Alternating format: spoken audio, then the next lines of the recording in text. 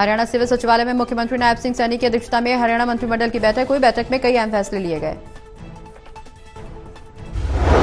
अमित शाह 17 दिन में दूसरी बार हरियाणा का दौरा करेंगे। पंचकुला के बाद 16 जुलाई को महेंद्रगढ़ में अमित शाह का कार्यक्रम। हरियाणा विधानसभा के डिप्टी स्पीकर रणवीर सिंह गंगवा और रामविलास शर्मा ने हरियाणा केंद्रीय विश्वविद्यालय में जाकर रैली स्थल का निरीक्षण किया। डिप्टी स्पीकर रणवीर गंगवा ने कहा, 16 जुलाई को महेंद्रगढ़ में पिछड़ा वर्ग अभिनंदन समारोह आयोजित किया जा रहा है। इस समारोह में मुख्य अतिथि अमित शाह होंगे। समारोह 16 जुलाई को यह महेंद्रगढ़ में किया जा रहा है और इसके अंदर मुख्य अतिथि हमारे देश के गृह मंत्री अमित शाह जी आएंगे। प्रदेश के मुख्यमंत्री नायब सैनी जी उपस्थित रहेंगे। भारतीय जनता पार्टी की सरकार जब से प्रदेश के अंदर बनी है तब से हर वर्ग को साथ लेकर के चलने का। रामविलास ने कहा, बीजेपी सरकार ने नहीं केवल क्रीम लेयर की आय की मांग पूरी की बल्कि कृषि और सैलरी को भी इसमें शामिल नहीं किया। अली गांव में 10 साल में 2 बार दुनिया के सबसे लोकप्रिय राजनेता भारत के यशस्वी प्रधानमंत्री नरेंद्र भाई मोदी 8 अक्टूबर 2014 को आए।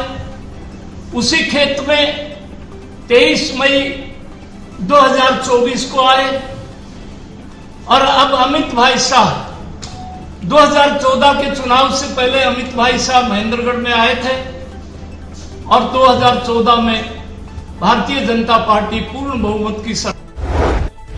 हरियाणा में इनेलो बीएसपी गठबंधन को लेकर अखिल भारतीय कांग्रेस कमेटी के सदस्य डॉक्टर अजय चौधरी ने कहा, इनेलो और जेजेपी में चौधरी देवीलाल की विचारधारा के वोट अब कांग्रेस पार्टी में आ चुके। नारनौल विधानसभा क्षेत्र में कांग्रेस की एक तरफा जीत का दावा डॉक्टर अजय चौधरी ने सामने रखा। कोई किसी प्रकार का कोई गुल नहीं खिलाएगा। हरियाणा की जनता ने तो पूरी तरह से मन बना रखा है। जैसे लोकसभा के चुनाव में कांग्रेस पार्टी के हक में एक लहर चली थी, ठीक उसी प्रकार से, बल्कि उससे मैं ये समझता हूँ वो लहर अब तूफान में कन्वर्ट होकर के एक तरफा कांग्रेस का माहौल लोगों ने सोच करके मन बना करके तय कर लिया है कि सरकार कांग्रेस की ही बनेगी। इस प्रकार के गठबंधन तो शायद अगले कुछ दिनों में एक आध और भी देखने को मिले, लेकिन 0-0। चरखी दादरी में हरियाणा विधानसभा के डिप्टी स्पीकर रणवीर सिंह गंगवा ने कांग्रेस पर कटाक्ष किया। रणवीर सिंह गंगवा ने बाप बेटू की पार्टी बताया, कहा कांग्रेस में गुटबाजी ही बाप बेटू की पार्टी की हार का कारण बनेगी। यही वजह है कि बीजेपी को इनके साथ लड़ने की जरूरत नहीं है। मैं जैसे कह रहा हूं कि जो दक्ष जो सम्मेलन है वो पहली बार हरियाणा सरकार की तरफ से भारतीय जनता पार्टी की सरकार में कराया जा रहा है।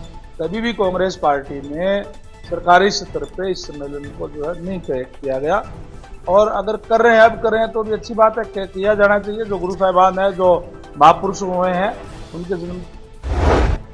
कांग्रेस ने सरकार की कानून व्यवस्था पर सवाल उठाया। उदयभान ने आरोप लगाया कि केंद्र सरकार के आंकड़ों के अनुसार हरियाणा प्रदेश को सामाजिक सुरक्षा में सबसे असुरक्षित प्रदेश माना गया। उदयभान ने इनेलो बीएसपी गठबंधन को 0+0 बताया। साथ ही उन्होंने प्रदेश की आर्थिक स्थिति पर भी सवाल खड़े किए। हम लोगों के बीच में बताएंगे कि वे किस तरह से 10 साल का ये हर मोर्चे पर यह सरकार विफल रही है। इनकी सारी नीतियां फेल हुई हैं। प्रदेश की कानून व्यवस्था का बंटाधार हो गया है। आज बड़े अफसोस की बात है कि हरियाणा प्रदेश को सामाजिक सुरक्षा सूचकांक में सबसे असुरक्षित प्रदेश माना गया है, बताया गया है। ये खुद सेंट्रल गवर्नमेंट के आंकड़े हैं और एनसीआरबी के आंकड़ों के मुताबिक हरियाणा में डेली 4 से 5। ग्रामीण के कांग्रेस नेता विजय जैन ने पार्टी को भरोसा दिया। उद्योगपति और समाजसेवी विजय जैन से रोजाना सैकड़ों लोग मिलने आ रहे हैं। मेरा परिवार शुरू से ही गुरु भक्त परिवार है। गुरुओं की मान के चलता है, जो उनका आदेश होता है। हमारे गुरुजी ने एक ही बात समझाई है कि हमेशा दूसरों की सहायता। हरियाणा में विधानसभा चुनाव नजदीक आते ही राजनीतिक दलों के नेता मतदाताओं को रुझाने के लिए जनसंपर्क अभियान चलाए हुए हैं। बृजेंद्र सिंह विधानसभा उचाना के दौरे पर।